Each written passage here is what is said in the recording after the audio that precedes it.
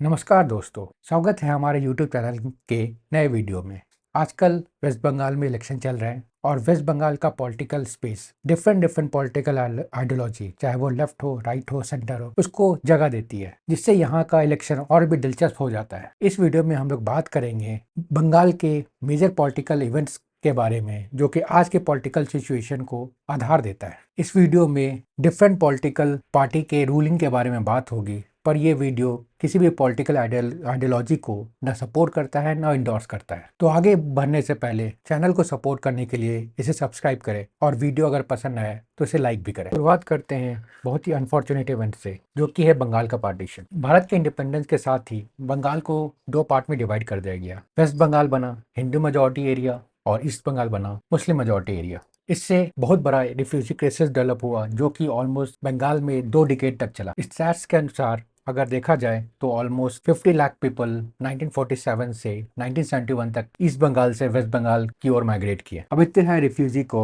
Settle करना और उनको लाइवलीहुड प्रोवाइड करना किसी भी गवर्नमेंट के लिए चैलेंजिंग टास्क था। इसके साथ ही बंगाल एक और इकोनॉमिक चैलेंजेस फेस कर रहा था। पार्टीशन के बाद सारे jute agricultural land East Bengal चले गए थे और वेस्ट बंगाल के जूट मिल्स को रॉ मटेरियल की स्कैरसिटी फेस करनी पड़ी थी, और इससे धीरे धीरे वो बंद होने लगे। आने वाले 20 सालों में वेस्ट बंगाल में कांग्रेस रूल रही। बिधन चंद्र रॉय, जो कि वेस्ट बंगाल के पहले सीएम बने, उन्हें architect of modern West Bengal भी कहा जाता है। शुरुआती दिनों में गवर्नमेंट का टारगेट था रैपिड इंडस्ट्रियलाइजेशन, जिसके अंतर्गत मल्टीपल प्लांट सिटी भी जैसे दुर्गापुर, कल्याणी, सॉल्ट लेक का डेवलपमेंट हुआ। इन सब के बावजूद West Bengal acute food shortage और ह्यूज रिफ्यूजी क्राइसिस झेल रहा था। इससे धीरे धीरे लोगों में डिस्कंटेंट भी फैलने लगा था, और ये डिस्कंटेंट कैसे एक मूवमेंट का रूप लेता है और वेस्ट बंगाल के पॉलिटिकल डायरेक्शन को ही बदल देता है, ये हम लोग देखेंगे वीडियो के आने वाले भागों में। 1967 के नक्सलवादी मूवमेंट को समझने से पहले हम लोग थोड़ा पीछे जाएंगे। ब्रिटिश रूल जमींदारी सिस्टम को सपोर्ट करता था, पर इंडिपेंडेंस के बाद गवर्नमेंट ने multiple land reform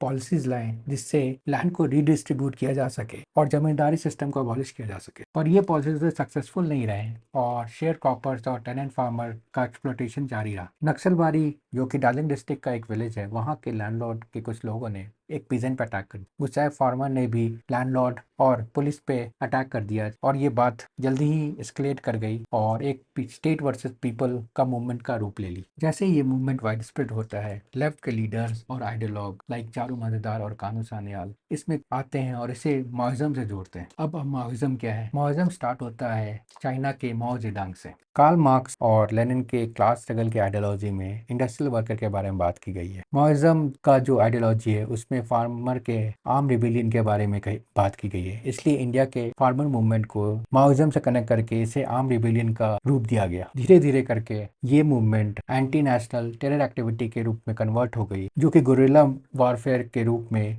government institution और गवर्नमेंट मशीनरी पे अटैक करते हैं। एक टाइम पे ऑलमोस्ट 11 to 12 स्टेट से इम्पैक्टेड थे, और रेड कॉरिडोर का रीजन आंध्र प्रदेश से लेकर नॉर्थ ईस्ट तक स्ट्रेच था। ये स्ट्रगल ऑलमोस्ट 50 इयर्स चला, और अप्रैल 2026 में गवर्नमेंट ने इंडिया को माओइस्ट एक्टिविटी से फ्री डिक्लेयर किया। 1967 से 1977 तक वेस्ट बंगाल में पॉलिटिकल इंस्टेबिलिटी का दौर रहा। 1967 से 1972 तक मल्टीपल प्रेसिडेंट रूल लगे। फिर 72 में आई सिद्धार्था रे की गवर्नमेंट, जो कि कांग्रेस गवर्नमेंट थी और जिसने नक्सली मूवमेंट को बहुत ही हैवली सप्रेस किया। 1977 में फिर से प्रेसिडेंट रूल लगा इमरजेंसी के कारण। फिर 1977 में लेफ्ट फ्रंट ने 231 सीट जीतकर एक हिस्टोरिक मैंडेट के साथ वेस्ट बंगाल में गवर्नमेंट बनाई। इसका major reason anti incumbency factor और लेफ्ट के मूवमेंट को जाता है। यहाँ से लेफ्ट फ्रंट 2011 तक वेस्ट बंगाल में रूल करती है, जिसमें major part Jyoti Basu rule करते हैं फॉर 23 ईयर्स, और उस समय के लॉन्गेस्ट सर्विंग सीएम बनते हैं इंडिया के। अभी इंडिया में लॉन्गेस्ट सर्विंग सीएम कौन है, इसका जवाब आप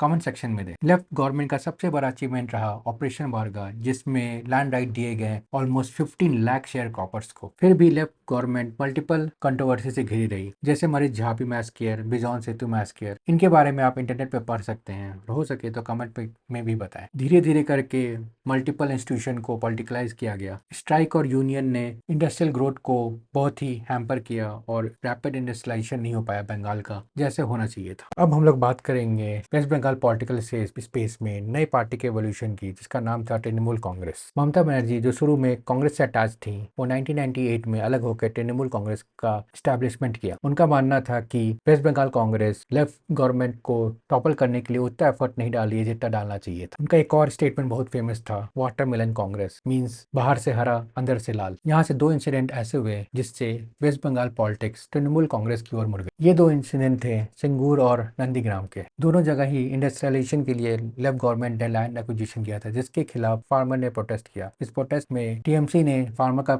सपोर्ट किया और इसे एक नेशनल इशू बनाया, और इससे लेफ्ट पार्टी के रूरल वोट बेस में भी भारी कमी आई, जिसका फायदा सीधा टीएमसी को हुआ। टीएमसी अपने स्लोगन माँ माटी मानुष के साथ 2011 में पावर में आई। यहाँ ध्यान देने की बात यह है कि लेफ्ट पार्टी इंडस्ट्रियलाइजेशन को पुश कर रही है, पर सेंटर लेफ्ट पार्टी इसको अपोज कर रही है। तो पॉलिटिक्स में अपॉर्चुनिटी सबसे बड़ी चीज होती है, आइडियोलॉजी उसके बाद आती है। 2011 में ममता बनर्जी ने स्टेट इलेक्शन जीतकर 34 साल पुराना लेफ्ट गवर्नमेंट को चेंज किया और टीएमसी की स्टेट गवर्नमेंट पावर में आई। टीएमसी गवर्नमेंट के स्कीम जैसे कन्याश्री योजना को इंटरनेशनल रिकॉग्निशन मिला। इसके साथ ही टीएमसी गवर्नमेंट ने रूरल इंफ्रास्ट्रक्चर और हेल्थ केयर पे बहुत ही अच्छा काम किया। फिर भी जॉब क्रिएशन और इंडस्ट्रियलाइजेशन के मामले में टीएमसी गवर्नमेंट के एफर्ट के रिजल्ट उतने नहीं दिखे। इसके साथ ही मल्टीपल स्कैम लाइक श्रद्धा स्कैम और पॉलिटिकल वायलेंस ने गवर्नमेंट को हमेशा ही कंट्रोवर्सी में रखा। इन सब के बीच एक और पॉलिटिकल पार्टी थी जो वेस्ट बंगाल पॉलिटिक्स में अपनी जगह बना रही थी, वो थी बीजेपी। बीजेपी का वोट शेयर ऑलमोस्ट 4% था 2011 असेंबली इलेक्शन में, जो कि बढ़ के 40% हो गया 2019 लोकसभा में, और 2024 लोकसभा में भी